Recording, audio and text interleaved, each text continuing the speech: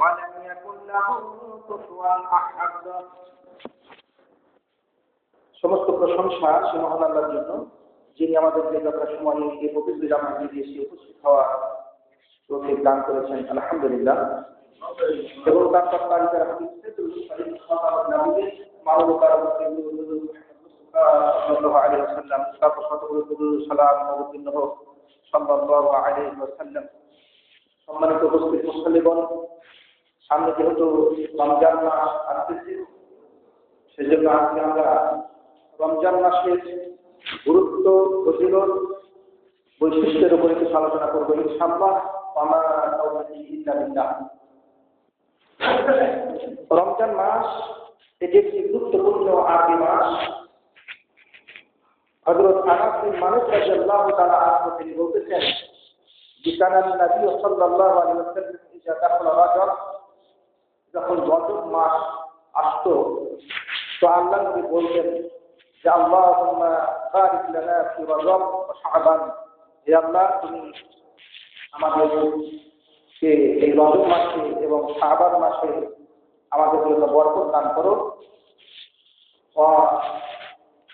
বাল্লিগনা রমাদান, এবং আমাদেরকে রমজান পর্যন্ত পৌঁছিয়ে দাও। রমজান মাস একটি গুরুত্বপূর্ণ ইবাদতের মাস, গুরুত্বপূর্ণ একটি ফজিলতের মাস। সেজন্য রাসূলুল্লাহ সাল্লাল্লাহু আলাইহি ওয়াসাল্লাম প্রার্থনা করতেন যে এই রমজান মাসটা যেন আমরা পেয়ে যাই। এই রমজান মাস এমন একটি মাস, যেই মাসে রয়েছে অসংখ্য বৈশিষ্ট্য, স্বতন্ত্র বৈশিষ্ট্য, যে বৈশিষ্ট্য অন্য কোনো মাসে নেই। এই অনন্য বৈশিষ্ট্যের কারণে এই মাসটি অন্য মাসের উপরে প্রাধান্য পেয়েছে, বিভিন্ন দিক থেকে প্রাধান্য পেয়েছে। প্রত্যেকটা মাসেরই নিজস্ব কিছু ফজিলত আছে। মুহররম মাসের আছে, শাবান মাসের আছে, রজব মাসের আছে, রমজান মাসের আছে। প্রত্যেকটা প্রায় মাসেরই কিছু গুরুত্বপূর্ণ মাহাত্ম্য রয়েছে। তবে কোরআন এবং সুন্নাহ দিয়ে যে মাসগুলো খুবই গুরুত্ব রাখে, সে মাসগুলোর মধ্যে অন্যতম হচ্ছে রমজান মাস। রমজান মাসের অন্যতম বৈশিষ্ট্য হচ্ছে যে এই মাসে আল্লাহ সুবহানাহু ওয়া তাআলা যুগে যুগে গুরুত্বপূর্ণ কিতাব, আসমানি কিতাব তিনি নাযিল করেছেন। আমরা জানি যে আদম আলাইহিস সালামকে যখন আল্লাহ সুবহানাহু ওয়া তাআলা দুনিয়াতে পাঠালেন, তখন তিনি একটা ঘোষণা দিয়েছিলেন যে কুল্লাহু মিনহা জামিআ, তোমরা এখান থেকে সবাই নেমে যাও, দুনিয়াতে নেমে যাও। আমরা জানি যে আদম আলাইহিস সালাম জান্নাতে ছিলেন, সেখান থেকে তাকে দুনিয়াতে নেওয়া হলো। তারপরে আল্লাহ ঘোষণা দিলেন ফাইম্মা ইয়াতিয়ান্নাকুম মিন্নি হুদা, নিঃসন্দেহে তোমাদের কাছে আমার পক্ষ থেকে হেদায়েত আসবে, তোমাদের পথ চলার জন্য আমার পক্ষ থেকে বাণী যাবে, ওহী যাবে, হেদায়েত যাবে।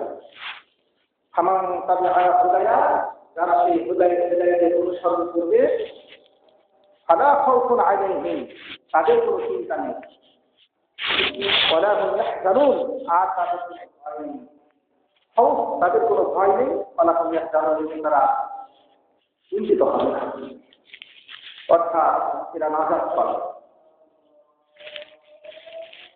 এজন্য আল্লাহ সুবহানাহু ওয়া তাআলা কুরআনুল কারীমে আরেকটি আয়াতে বলেছেন যে লান তারযা আনকাল ইয়াহুদ ওয়া লান নাসারা, ইহুদি খ্রিস্টানরা আপনার উপরে সন্তুষ্ট হবে না, ইহুদি খ্রিস্টানরা রাজি খুশি হবে না, হাত্তা তাত্তাবিআ মিল্লাতাহুম। সূরা বাকারার 120 নম্বর আয়াতে আল্লাহ বলেছেন যতক্ষণ না তোমরা তাদের মিল্লাতের অনুসরণ করো। ইহুদি খ্রিস্টানদের মিল্লাতের অনুসরণ করলে, তাদের ধর্মকর্মের অনুসরণ করলে তারা তোমাদের উপর রাজি খুশি থাকবে। কিন্তু জেনে রাখো, ভুল যদি আপনি বলুন ইহুদি খ্রিস্টানদের মিল্লাতের অনুসরণ করা যাবে না, তাদেরকে রাজি খুশি করা যাবে না। ভুল আপনি বলুন ইন্না হুদাল্লাহি ইয়াহদিনা, নিঃসন্দেহে হেদায়েত হচ্ছে আল্লাহর পক্ষ থেকে আসা হেদায়েত। এতে তুমি যদি তাদের মনের ইহাল খুশির অনুসরণ করো, যদি খ্রিস্টানরা যেটা চায় সেটা যদি তোমরা অনুসরণ করো, তোমার কাছে আল্লাহর পক্ষ থেকে ওহী আসার পরে তাহলে মা লাকা মিনাল্লাহি মিন ওয়ালিয়্যিন ওয়ালা নাসীর, তাহলে আল্লাহ থেকে আল্লাহর আযাব থেকে আল্লাহর শাস্তি থেকে বাঁচার জন্য তোমার জন্য কোনো বন্ধু থাকবে না, কোনো সাহায্যকারী থাকবে না। সূরা বাকারার 124 নম্বর আয়াতে আল্লাহ সুবহানাহু ওয়া তাআলা ঘোষণা করে দিয়েছেন যে আল্লাহর পক্ষ থেকে আসা হেদায়েতই হচ্ছে মানুষ জাতির জন্য হেদায়েত। মানুষ কোন পথে চলবে সেই দিক নির্দেশনা আল্লাহর পক্ষ থেকে এসেছে কোরআনের মাধ্যমে।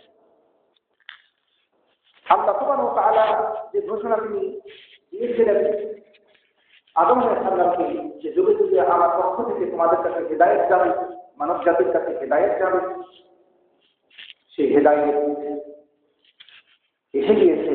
সর্বশেষ হেদায়েত আমাদের কাছে কোরআন কারীম, সেটা এসেছে রমজান মাসে। ইতিপূর্বেও যে উল্লেখযোগ্য গুরুত্বপূর্ণ কিতাব ছিল, আসমানি কিতাব, সেগুলো কিন্তু এই রমজান মাসে। যেমন মাসিরা ইবনে আসকার রাদিয়াল্লাহু তাআলা আনহু বলছেন যে রাসূলুল্লাহ সাল্লাল্লাহু আলাইহি ওয়াসাল্লাম বলেছেন উনজিলা ফি ইব্রাহিম আলাইহিস সালাম যে আউয়াল লাইলাতিন মিন রমজান, ইব্রাহিম আলাইহিস সালামকে যে শরীফত্ব দেওয়া হয়েছিল এগুলো নাযিল হয়েছিল রমজান মাসের প্রথম রজনীতে, তাহলে সেটাও ছিল রমজান মাস।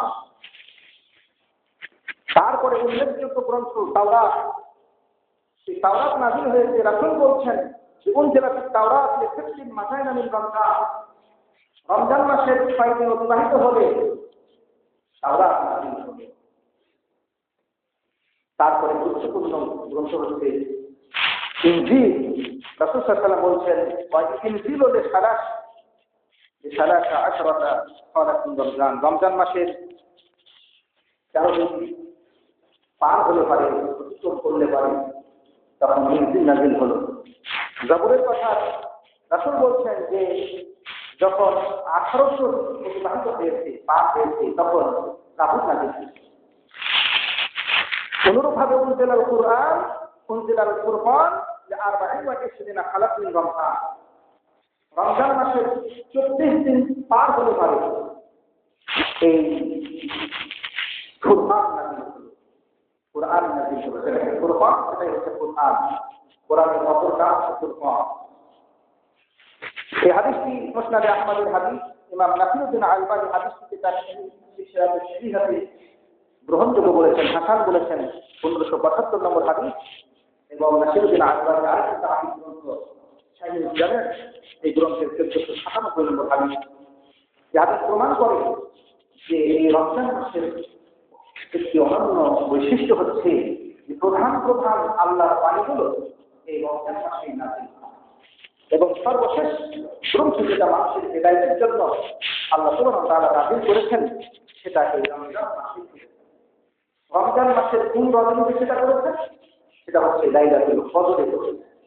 রমজান মাসের পুরো মাসে নাযিল করেছেন, সেটা এখানে বলা হচ্ছে ইন্না আনজালনাহু ফী লাইলাতুল কদর। এই সূরা আমি নাযিল করেছি ইন্না আনজালনাহু ফী লাইলাতুল কদর, লাইলাতুল কদরে। এই মাহে রমজানে কোরআন নাযিল হলো, সেজন্য মাহে রমজান একটি গুরুত্বপূর্ণ মাসে পরিণত হলো। অসংখ্য বৈশিষ্ট্য আল্লাহ এই রমজান মাসে দান করলেন। এই কোরআন নাযিল হলো লাইলাতুল কদরে, সেজন্য লাইলাতুল কদরের মর্যাদা আল্লাহ বাড়িয়ে দিলেন। পবিত্র কোরআনুল কারীমে আল্লাহ বলছেন লাইলাতুল কদর খায়রুম মিন আলফি শাহর, লাইলাতুল কদর হচ্ছে 1000 মাসের চেয়ে, 1000 মাসের চেয়ে উত্তম, মানে হচ্ছে 1000 মাসের চেয়ে উত্তম। এই বোঝানো হয় আপনি, অর্থাৎ 1000 মাস আপনি আল্লাহর ইবাদত কীর্তন করলে পারে যে সব হবে লাইলাতুল কদর। যেই কদরের রাতে সর্বপ্রথম গ্রন্থ নাযিল হলো, কোরআন নাযিল হলো, সেই রাত্রে যদি আপনি জাগতে পারেন, ইবাদত বন্দেগী করতে পারেন, আল্লাহর কীর্তন করতে পারেন, তাসবিহ তাহলিল করতে পারেন, ইবাদত বন্দেগী করতে পারেন, তাহলে 1000 মাসের চেয়ে, 1000 মাসের চেয়ে সেটা শ্রেষ্ঠ ইবাদত বলে গণ্য হবে। এই জন্য সেই মাস রমজান মাস মর্যাদার একটি মাস, এবং সেই মাসে যে রাত্রে কোরআন নাযিল হলো, সেই কোরআন নাযিলের রাতটাও সম্মানিত হয়ে যাবে, মর্যাদা হয়ে যাবে। শুধু তাই নয়, সেটা মুবারক বরকতময় হয়ে যায়। এই জন্য সূরা দোকানে আল্লাহ বলছেন ইন্না আনজালনাহু ফী লাইলাতিন মুবারাকাহ, আমি এই কোরআনকে বরকতপূর্ণ রাত্রে আমি নাযিল করেছি। সেই বরকতপূর্ণ রাত হচ্ছে লাইলাতুল কদরের রাত। এই রাত্রের কিন্তু অসংখ্য বৈশিষ্ট্য আছে। লাইলাতুল কদরের রাত্রেরও অসংখ্য বৈশিষ্ট্য আছে, অসংখ্য কিছু বৈশিষ্ট্য আছে। এই অসংখ্য বৈশিষ্ট্য নিয়ে আমাদের কাছে হাজির হয় লাইলাতুল কদরের রাত। রাসূল বলেছেন যে এই রাত্রে যদি কেউ বঞ্চিত হয় তাহলে সে আসলে প্রকৃত বঞ্চিত হয়ে, কেউ যদি মাহরুম হয় তাহলে আপনি প্রকৃত পক্ষে সে মাহরুম কল্যাণ থেকে বঞ্চিত। এই মাহে রমজানের অসংখ্য বৈশিষ্ট্য আছে, অসংখ্য তার স্বতন্ত্র গুণাবলী আছে। তার মধ্যে অন্যতম হচ্ছে এই মাসটি হচ্ছে কোরআন নাযিলের মাস। যে কোরআন আল্লাহ সুবহানাহু ওয়া তাআলা আমাদের হেদায়েতের জন্য নাযিল করেছেন, যেটা আল্লাহ সুবহানাহু ওয়া তাআলা সূরা বাকারার 185 নম্বর আয়াতে আল্লাহ বলেছেন শাহরু রমাদানাল্লাযী উনজিলা ফীহিল কুরআন, শাহরু রমাদানাল্লাযী উনজিলা ফীহিল কুরআন, রমজান মাস, শাহরু রমজান, রমজান মাসকে আল্লাহ সুবহানাহু ওয়া তাআলা কোরআনুল কারীমে সরাসরি উল্লেখ করেছেন। রমজান মাসটি সরাসরি কোরআনে নাম উল্লেখ হয়ে গেল। অন্যান্য মাসগুলো আসলে হলো আরবের মাস, আরবের মাস, এভাবে করে উল্লেখ করেছেন। আর সরাসরি নাম উল্লেখ করে আল্লাহ সুবহানাহু ওয়া তাআলা রমজান মাসকে এখানে উল্লেখ করেছেন, শাহরু রমজান, রমজান মাস। এই মাসে কিন্তু কোরআন নাযিল হলো হুদান লিন-নাস। আল্লাহ বলছেন মানব জাতির হেদায়েতের জন্য, মানব জাতিকে পথ দেখানোর জন্য এই মাসে এই কোরআন নাযিল হলো। যেই মাসে কোরআন নাযিল হলো সেই মাস মর্যাদাপূর্ণ হয়ে গেল। যেই রাতে কোরআন নাযিল হলো সেই রাত মর্যাদাপূর্ণ হয়ে গেল। যে মানুষগুলো এখন কোরআনের হেদায়েত গ্রহণ করবে সেই মানুষগুলো মর্যাদা সম্পন্ন হয়ে যাবে। যে মানুষগুলো এই কোরআনকে অমান্য করবে তারা নিকৃষ্ট হয়ে যাবে। এই জন্য আল্লাহ পবিত্র কোরআনুল কারীমে বলছেন হুদান লিন-নাস, মানুষের হেদায়েতের জন্য আমি এটা দেখালাম। মানুষকে পথ দেখাবে। হেদায়েত মানে কি? মানুষের চলার পথ দেখাবে। মানুষ চলবে কোন পথে, মানবে কি, করবে কি, খাবে কি, বিচার করবে কি, অর্থনীতি ব্যবসা বাণিজ্য করবে কি, যত কিছু মানুষের দরকার মানুষের জীবন অতিবাহিত করার জন্য, ধর্মীয় জীবন পালন করার জন্য, অর্থনৈতিক জীবন পালন করার জন্য, সামরিক সকল মানুষের সার্বিক জীবনের সকল কল্যাণকর বিষয় এই কোরআন আমাদের হেদায়েত দিয়েছে, পথ নির্দেশনা দিয়েছে। এটা মানব জাতির জন্য হেদায়েত। কিন্তু এই কখন করা মানুষ জাতি সেটা গ্রহণ করেনি। সেজন্য পবিত্র কোরআনুল কারীমে সূরা বাকারার প্রথমের দিকে আল্লাহ বলছেন হুদান লিল-মুত্তাকিন, এটা মুত্তাকিনদের জন্য হেদায়েত। যদিও নাযিল হলো সমস্ত মানব জাতির জন্য, কিন্তু বাস্তব সত্য হচ্ছে যে সমস্ত মানব জাতি সেটাকে হেদায়েত হিসেবে গ্রহণ করবে না, গ্রহণ করবে না। যেটা আমরা দেখছি অনেকই মানুষ যারা করেছেন তারা হলেন মুত্তাকিন পরহেজগার। এই জন্য আল্লাহ পবিত্র কোরআনুল কারীমে তিনি ঘোষণা দিয়ে দিয়েছেন যে যদিও সেটা মানব জাতির জন্য হেদায়েতের বাণী, কিন্তু উপকৃত হবে শুধুমাত্র মুমিনগণ, মুত্তাকিনগণ, পরহেজগার মানুষেরাই একে হেদায়েত হিসেবে গ্রহণ করবে। যারা একে হেদায়েত হিসেবে গ্রহণ করবেন তারা জান্নাতি, আর যারা একে হেদায়েত হিসেবে গ্রহণ করবে না তারা জাহান্নামী।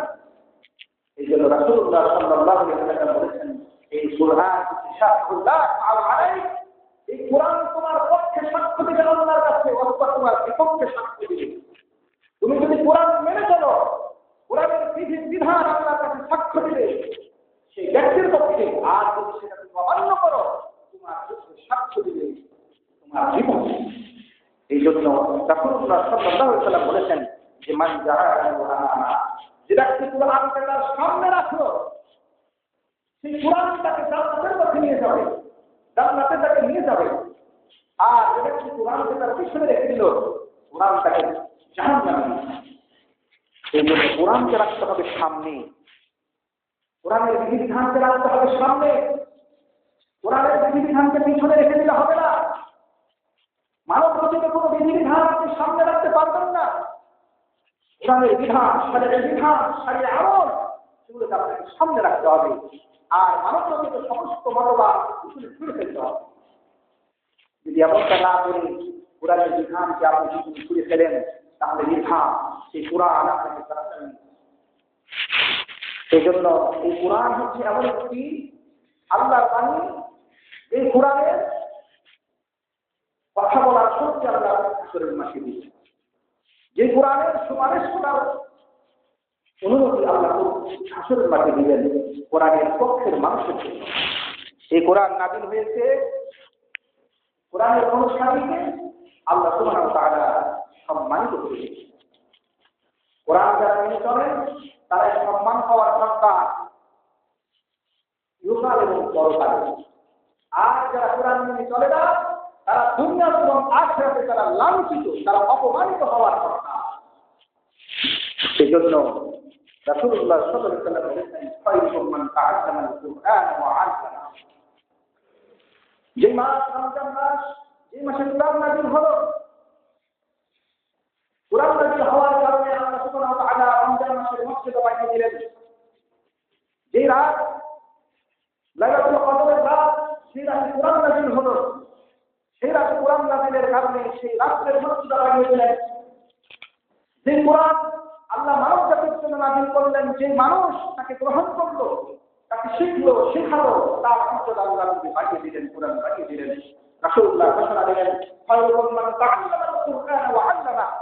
তোমাদের মধ্যে সর্বশ্রেষ্ঠ ব্যক্তি হচ্ছে সেই ব্যক্তি যে ব্যক্তি কোরআন শিক্ষা করে এবং অন্যকে শিক্ষা দেয়। তিনি হচ্ছেন তোমাদের মধ্যে শ্রেষ্ঠ মানুষ।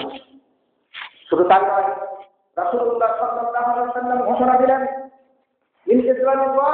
আল্লাহকে সম্মান করার অন্তর্ভুক্ত হল কোরআনের ধারক এবং বাহককে যারা সম্মান করে, কোরআনের ধারক এবং বাহককে যারা সম্মান করে, যারা কোরআনকে যথাযথ অনুসরণ করে, তাদেরকে যারা সম্মান করে, তাদের সম্মান করা আল্লাহকে সম্মান করার অন্তর্ভুক্ত। বললেন, এই কোরআন দিয়ে যারা দেশ চালায়, এই কোরআনের শাসন ব্যবস্থা যারা জারি করে, যাদেরকে আমরা ইমামুল আদল বলি, ইমামুল মুকসিত বলি, ন্যায়পরায়ণ শাসক বলি, রাসূলুল্লাহ সাল্লাল্লাহু আলাইহি ওয়াসাল্লাম বললেন যে কোরআন এবং সুন্নাহকে সামনে রেখে যারা তাকওয়ার পূর্ণ মানে সমাজ ব্যবস্থা, রাষ্ট্র ব্যবস্থা যারা কায়েম করবেন, তাদেরকে যারা সম্মান করবেন, ইমামুল মুকসিতকে যারা সম্মান করবেন, তারা আল্লাহকে সম্মান করবেন। অনুরূপভাবে যারা মুরব্বী হয়ে যান, তাদেরকে যারা সম্মান করে, এই সম্মান আল্লাহকে সম্মান করার মতো। এখানে 3 শ্রেণীর কথা বলা হয়েছে, তার মধ্যে অন্যতম হচ্ছেন কোরআনের ধারক এবং বাহক, যারা যথাযথভাবে কোরআন মুখস্থ করেছেন, কোরআনের কথা আদায় করে চলেন, কোনো ধরনের শিথিলতা করেন না, কোনো ধরনের বাড়াবাড়ি করেন না। সেকে সম্মান করাটা আল্লাহ বলছেন আমাকে সম্মান করা। এই জন্য কোরআন নাযিল হয়েছে মানুষকে সম্মানিত করার জন্য। এই কোরআনের অনুসরণ মানুষকে এই দুনিয়াতে সম্মানিত করবে, অনুরূপভাবে আখিরাতে সম্মানিত করবে। এই কোরআন পরিহার করা, কোরআন সুন্নাহ ছেড়ে দেওয়া, এই মানুষকে এই দুনিয়াতে লাঞ্ছিত অপমানিত করবে এবং আখিরাতে লাঞ্ছিত অপমানিত করবে। আসুন, এই মাস হচ্ছে কোরআন নাযিলের মাস, এই মাস সংশোধনের মাস, এই মাস বরকতের মাস, এই মাস আমাদের হামাস লাভের মাস, এই মাস আমাদের নাজাত লাভের মাস। এই মাসে রয়েছে অসংখ্য বৈশিষ্ট্য। রাসূলুল্লাহ সাল্লাল্লাহু আলাইহি ওয়াসাল্লাম বলতেছেন যে এই রমজান মাসে আল্লাহর পক্ষ থেকে যেটা করা হয়ে থাকে সেটা হচ্ছে এটা যা রমজান ফুতিহাত আবওয়াবুল জান্নাহ। যখন রমজান মাস আসে তখন জান্নাতের সমস্ত দরজাগুলো খুলে দেওয়া হয়, একটা দরজা বন্ধ থাকে, সমস্ত দরজা উন্মুক্ত হয়ে গেল। এটা হচ্ছে রমজানের অন্যতম বৈশিষ্ট্য, যে বৈশিষ্ট্য অন্য কোনো মাসের নেই। সমস্ত জান্নাতের দরজাগুলো উন্মুক্ত হলো, মানুষ এখন আমল করলেই জান্নাতে প্রবেশ করবে।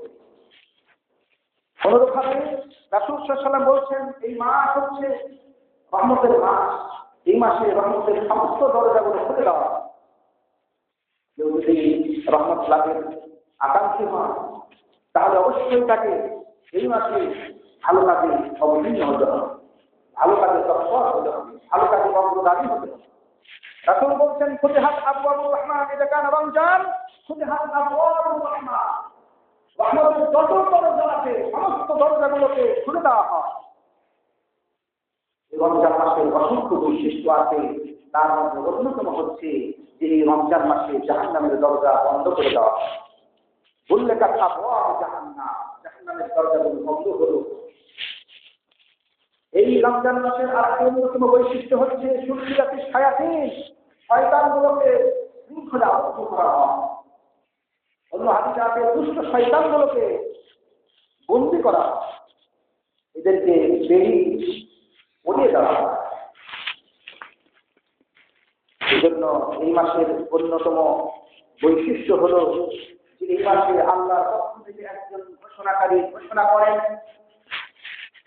ইয়া বাগিল খায়র আহমিন, হে কল্যাণের অনুসারীরা, কল্যাণকামীরা, কল্যাণ যারা খুঁজে বেড়াও, কল্যাণ যারা তলব করতেছ, কল্যাণ পেতে যারা আগ্রহী, আগ্রহী তুমি কল্যাণের পথে অগ্রসর। কল্যাণমূলক কাজ যত আছে সেগুলো তুমি করো। পয়া বাকি সার, আর এ অনিষ্টের ক্ষতি অন্বেষণকারীরা, যারা ক্ষতি খুঁজে বেড়াচ্ছে, যারা খারাপ সুস্থ, যারা আসছেন বিরত হন। এই রমজান মাস, এই মাসে আল্লাহর পক্ষ থেকে একজন ঘোষণাকারী এইভাবে প্রতি রাত্রে ঘোষণা দিচ্ছেন, হে কল্যাণকামীরা, তোমরা কল্যাণের পথে অগ্রগামী হয়ে যাও, পিছিয়ে থেকো না। এই মাস কল্যাণের পথে অগ্রগামী হওয়ার মাস। এই মাস অন্যায় করার মাস নয়, দুষ্টামি করার মাস নয়, শয়তানি করার মাস নয়। এই মাসে ক্ষান্ত হয়ে যাও। এই জন্য এই রমজান মাসে আল্লাহর পক্ষ থেকে এইভাবে প্রতি রাত্রে ঘোষণা, যে ঘোষণা সবাই শুনতে পেলেও আমরা মানুষ যাতে শুনতে পাই না বিধায় নদীর কালামের মাধ্যমে, নদীর ঘোষণার মাধ্যমে সেটা আমাদেরকে শুনিয়ে দেওয়া হবে। রাসূলুল্লাহ সাল্লাল্লাহু আলাইহি ওয়াসাল্লাম বলছেন, ওয়ালিল্লাহি মুতাকাউ মিনান নার, আর এই মাসে আল্লাহ সুবহানাহু ওয়া তাআলা মুক্ত করে থাকেন জাহান্নাম থেকে মানুষকে। মুক্তির ঘোষণা আসে এই মাসে, মুক্তির ঘোষণা আসে। যে বান্দাগুলো মুক্তি পাবে, যে বান্দাগুলো কল্যাণকামিতায় নিমগ্ন, অশ্লীলতা ছেড়ে দিয়ে তওবা করে ভালো পথে অগ্রগামী হলো, তাদের ব্যাপারে আল্লাহর পক্ষ থেকে জাহান্নামের মুক্তির ঘোষণা এসে যাবে। এই জন্য রাসূলুল্লাহ সাল্লাল্লাহু আলাইহি ওয়াসাল্লাম বলছেন, ইন্না লিল্লাহি আযজা ওয়া জাল ইনদা কুল্লি ফিরদিন মুতাকা, আল্লাহ সুবহানাহু ওয়া তাআলা প্রত্যেকটি ইফতারের সময় ঘোষণা দেন, মুক্তির ঘোষণা দেন, জাহান্নাম থেকে মুক্তির ঘোষণা দেন। কিন্তু বান্দাদেরকে তিনি নাজাত দিয়ে থাকেন জাহান্নাম থেকে। মুতাকা, এরা আযীব হয়ে গেল, এরা জাহান্নাম থেকে ছাড় পেয়ে গেল। এটা করেন কখন? এই হাদিসে এসেছে ইনদা কুল্লি ফিতর, সেটা প্রত্যেক ইফতারের সময় হয়ে থাকে। তাহলে যারা সিয়াম আছেন তারাই তো সেটার অধিকার রাখবেন। যারা সিয়াম নাই, কপাল পোড়া, হতভাগা, এরা কি এই মুক্তি তাদের জন্য হবে? ইনদা কুল্লি ফিতর, ইফতার যারা করছেন, যে মানুষগুলো সিয়াম রেখেছেন, ইফতার করছেন, তাদের জন্যই সেই ঘোষণা আসবে। এই রোজাদারের জন্য সেই ঘোষণা আসবে না। যারা কল্যাণকামী তাদের জন্য সেই ঘোষণা আসবে, অকল্যাণকামীদের জন্য তো সেটা আসবে না। আবু হুরায়রা রাদিয়াল্লাহু তাআলা আনহু তিনি বলতেছেন, হাদিস শরীফ, আগের হাদিস তিরমিজির হাদিস 1001, আর কি হাদিসে মুসনাদে আহমদের হাদিস ৭,৪৪৩, সাহিহ তারগিবের ১,০০২। সে হাদিসে আবু হুরায়রা এবং আবু সাঈদ খুদরি তারা উভয়ই বলতেছেন, কিন্তু সাহাবী বলতেছেন যে রাসূল সাল্লাল্লাহু আলাইহি ওয়াসাল্লাম বলেছেন, ইন্না লিল্লাহি মুতাকা ফি কুল্লি ইয়াউমিন ওয়া লাইলা। এই রমজান মাসের বৈশিষ্ট্য দেখুন। এই রমজান মাসের প্রত্যেকটি রাত্রে এবং প্রত্যেকটি দিন, রাত্রে আগে হাদিসে যেটা বলা হয়, প্রতি রাত্রে আল্লাহর পক্ষ থেকে একজন ঘোষণাকারী ঘোষণা দিচ্ছেন, হে কল্যাণকামীরা, কল্যাণের পথে অগ্রগামী হও, ছেড়ে দাও তোমার সমস্ত অন্যায় কাজ, এগিয়ে আসো কল্যাণময় কাজে। ঘোষণা দিচ্ছেন। যে মানুষগুলো তার তাকে সাড়া দিল, সে ফেরেশতার তাকে সাড়া দিল, ভালো কাজে অবতীর্ণ হলো, অন্যায় কাজ ছেড়ে দিল, তোবা করে ফিরে আসলো, তাদের জন্য সেই রাত্রে ঘোষণা হতে যাচ্ছে এরা মুক্ত পাবে, এরা মুক্তি পাবে, জাহান্নাম থেকে মুক্তি। অনুরূপ ভাবে যে মানুষগুলো তিনি সিয়াম রাখলো, সিয়াম রেখে ইফতার করলো, এরাও আল্লাহর পক্ষ থেকে মুক্ত হওয়ার ঘোষণা হবে। এই জন্য আবু হুরায়রা, আবু সাঈদ খুদরি তারা বলতেছেন, ইন্না লিল্লাহি মুতাকা, আসলে আল্লাহর জন্য অসংখ্য মুক্ত ঘোষিত ব্যক্তি রয়েছেন যাদেরকে মুক্ত করা হবে। রমজান মাসের প্রত্যেকটি রাত্রি এবং দিন, এটাই হচ্ছে রমজানের অন্যতম একটি বৈশিষ্ট্য, যেটা অন্যতম মাসের দিন। এই জন্য রমজান মাস অসংখ্য বৈশিষ্ট্য নিয়ে আমাদের কাছে আছে, অসংখ্য বৈশিষ্ট্য, অর্ধশত বৈশিষ্ট্য আছে। রমজান মাসের অন্যতম বৈশিষ্ট্য হলো এই রমজান মাসে আপনি না দোয়া করবেন, সেই দোয়া কবুল হবে।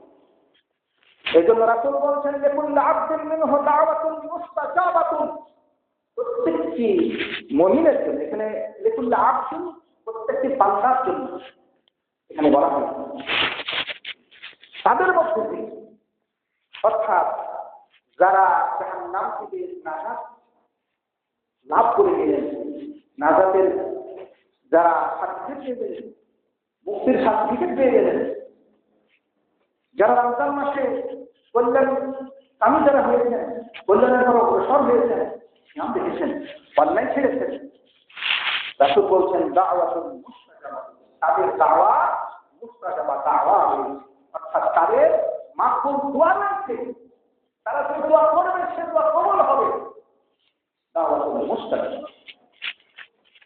এই জন্য রমজান মাসে এটা এমন একটি মাস, যে মাসে মানুষের দোয়া কবুল হয়, রাত্রে এবং দিন। আর কি হাদিসে আছে যে সিয়াম অবস্থাতে মানুষের দোয়া কবুল হয়, সেটাও ঠিক আছে। সিয়াম অবস্থায় মানুষের দোয়া কবুল হয়।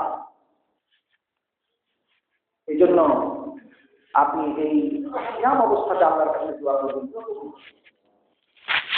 তবে দোয়া কবুলের জন্য যেগুলো শর্ত আছে সেগুলো অবশ্যই পুরো থাকতে হবে, আল্লাহ রুজি থাকতে হবে, ইখলাস থাকতে হবে, আল্লাহ সন্তুষ্টি থাকতে হবে, ইত্যাদি যেগুলো আছে সেগুলো থাকতে হবে। এই মাসের অন্যতম একটি বৈশিষ্ট্য হলো এই মাসে আল্লাহর পক্ষ থেকে আমাদের জন্য মুক্তির ঘোষণা হবে, ক্ষমার ঘোষণা হবে। এই মাসে যদি আমরা ক্ষমা পেয়ে যাই, নাজাত পেয়ে যাই, তাহলে আমরা সার্থক, আমাদের জীবন সার্থক। আর যদি আমরা ব্যর্থ হয়ে যাই, তাহলে আমাদের জীবন ব্যর্থ, আমরা জাহান্নামে। এই জন্য আবু হুরায়রা রাদিয়াল্লাহু তাআলা আনহু বলেছেন যে নবী সাল্লাল্লাহু আলাইহি ওয়াসাল্লাম মেম্বার, আল্লাহ নবী আসেন মেম্বারে উঠলেন, ওঠার পরে সকল আমিন আমিন আমিন তিনবার, তিন ধাপে তিনটে আমিন বললেন। এখানে তিনবার আমিন বললেন। রাসূলুল্লাহ সাল্লাল্লাহু আলাইহি ওয়াসাল্লামকে পরে বলা হলো, হে আল্লাহর রাসূল, আপনি মেম্বারে ওঠার পরে তিনবার আমিন বলেছিলেন, এটা অন্য কোনো দিন আমরা শুনিনি। কয়েকটি হাদিস মিলিয়ে কথাটা বলতেছি আর কি। তো রাসূল সাল্লাল্লাহু আলাইহি ওয়াসাল্লাম বললেন, ইন্না জিবরিল আলাইহিস সালাম আতানি, জিবরিল আলাইহিস সালাম আমার কাছে এসেছিলেন।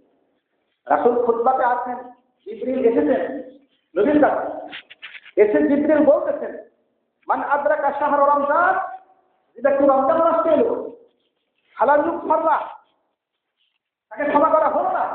রমজান মাস পেয়েছে, তাকে ক্ষমা করা হলো না। হাদা খালান না, জাহান্নামে প্রবেশ করলো, জাহান্নামে চলে গেল। আল্লাহ তাকে তার রহমত থেকে দূরে সরিয়ে দিল। বললেন বল, নবী বলো আমিন, এই কথাটা বল। তো রাসূল বলছেন ঠাকুর আমিন। তখন আমি আমিন বললাম। 1 নম্বর আমিন বলার কারণ তিনি এখানে বললেন।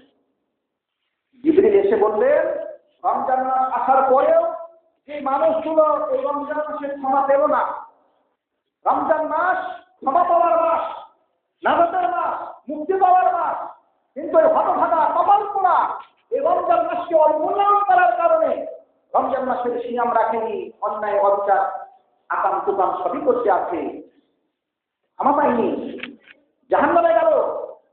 আল্লাহ তাকে তার রহমত থেকে বঞ্চিত করে দিচ্ছে।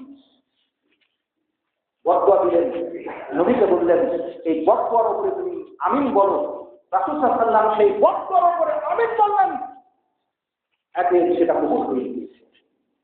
এতে যে মানুষগুলো রমজান পাওয়ার পরে নিজেকে সংশোধন করতে পারে না, এই মানুষগুলো কপাল পোড়া, এরা জাহান্নামী। এদের ব্যাপারে আল্লাহর নবীর বদদুয়ার উপরে আমিন আছে।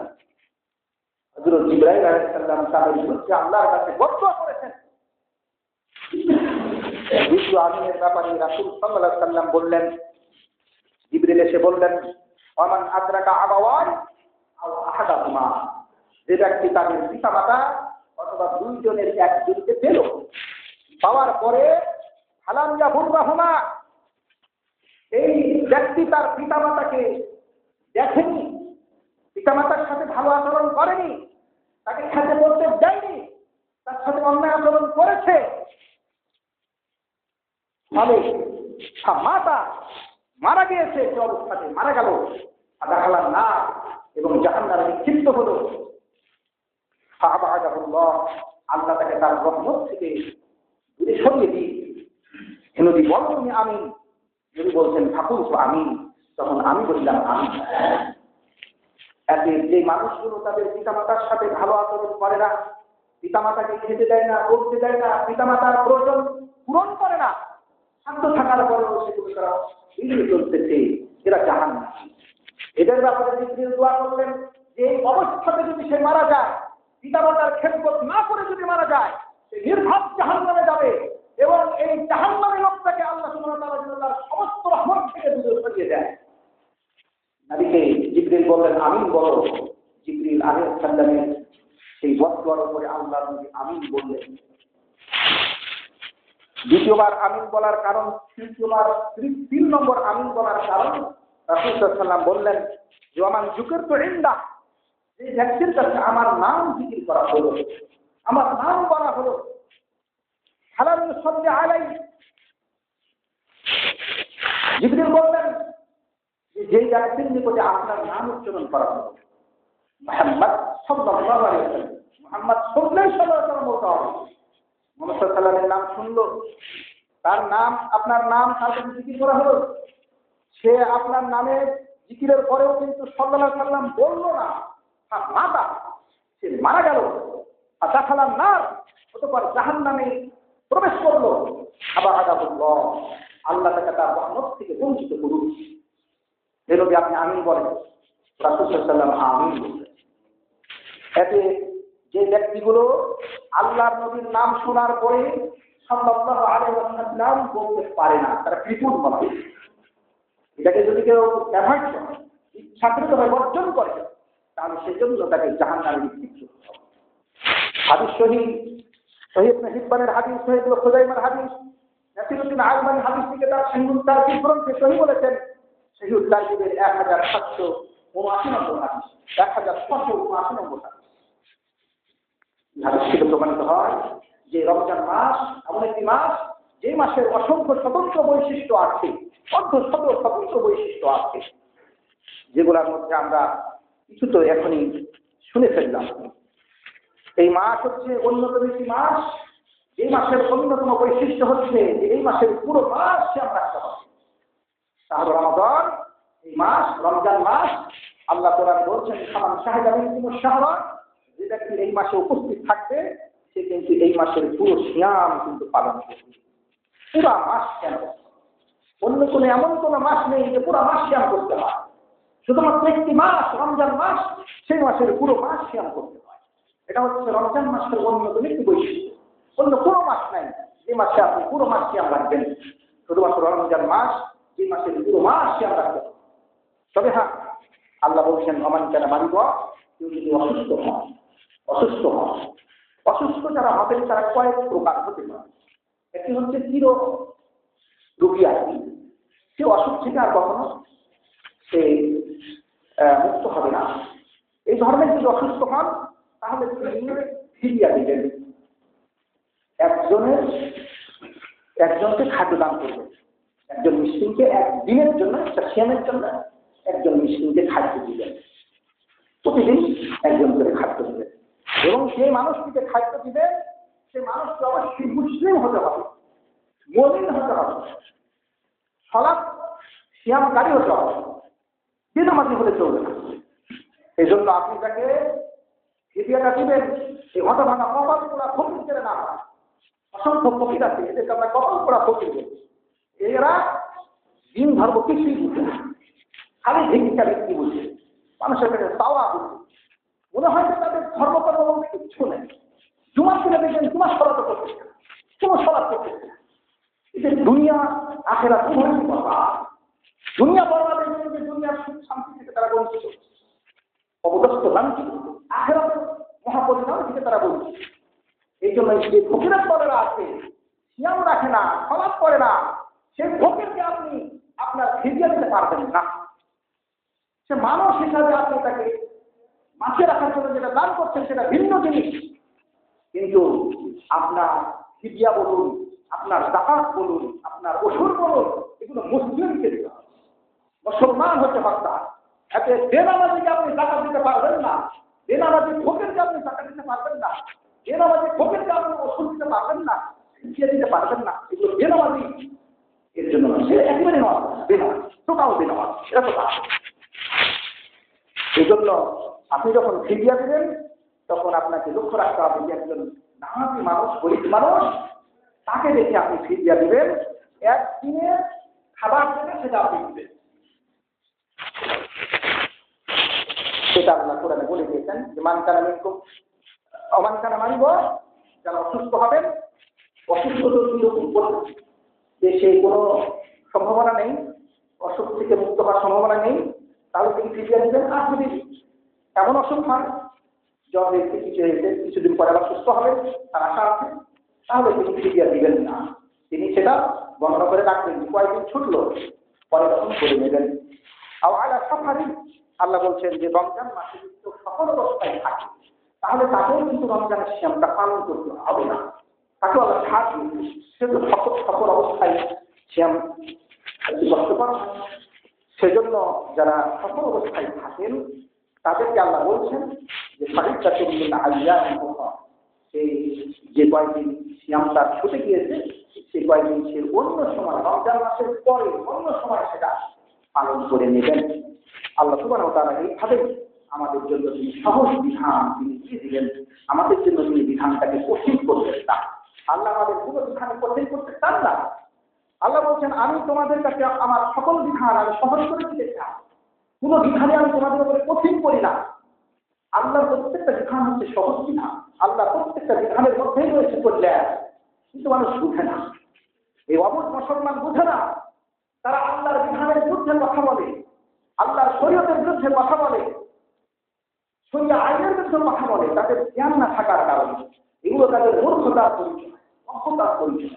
তারা যদি রাখতো, শরীয়তের জ্ঞান রাখতো, আল্লাহর বুঝির জ্ঞান রাখতো, কোরআন সুন্নাহর জ্ঞান রাখতো, তাহলে তারা অবশ্যই কোরআন এবং সুন্নাহর প্রত্যেকটি বিধানের মধ্যে কল্যাণকর দিক তারা খুঁজে পেত, অকল্যাণকর দিক তারা খুঁজে পেত না, অকল্যাণকর দিক তারা খুঁজ বের করতো না।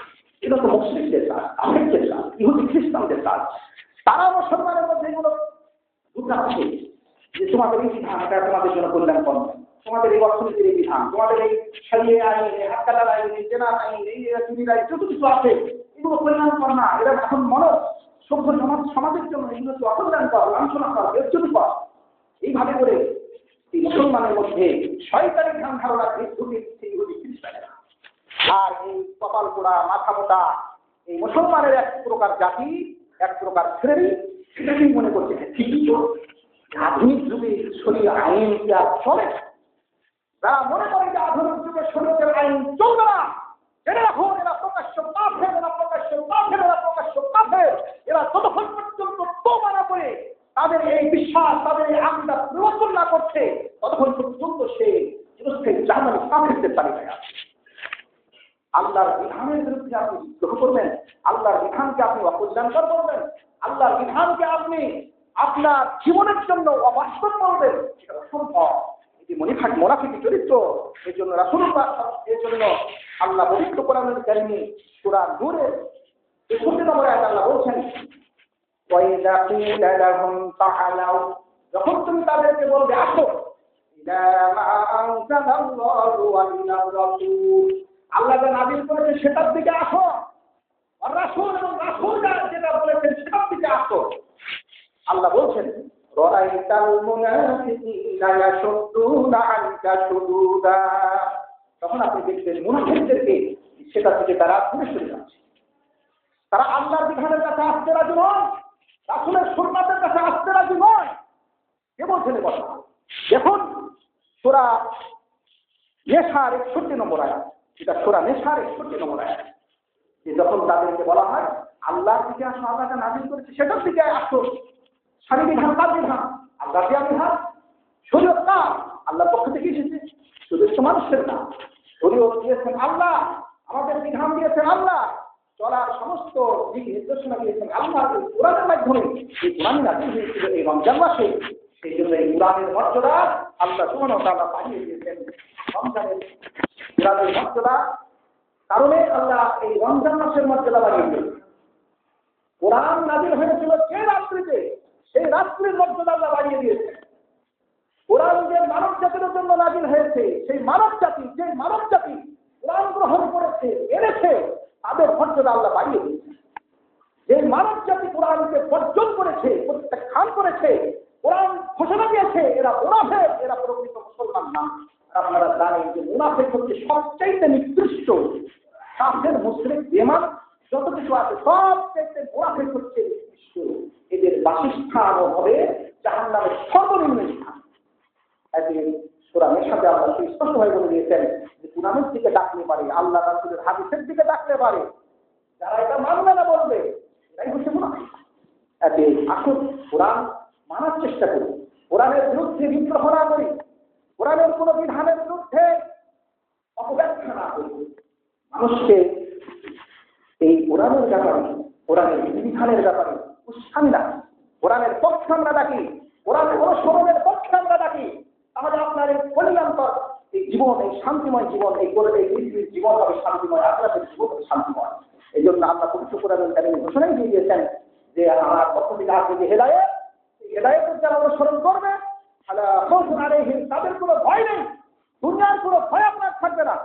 আপনি আজকে আপনার জীবন নিয়ে ভয় করেন, আপনি আপনার অর্থনীতি নিয়ে ভয় করেন, আপনি আপনার সকল কিছু নিয়ে, আপনার চরিত্র নিয়ে, আপনার ইজ্জত নিয়ে ভয় করেন।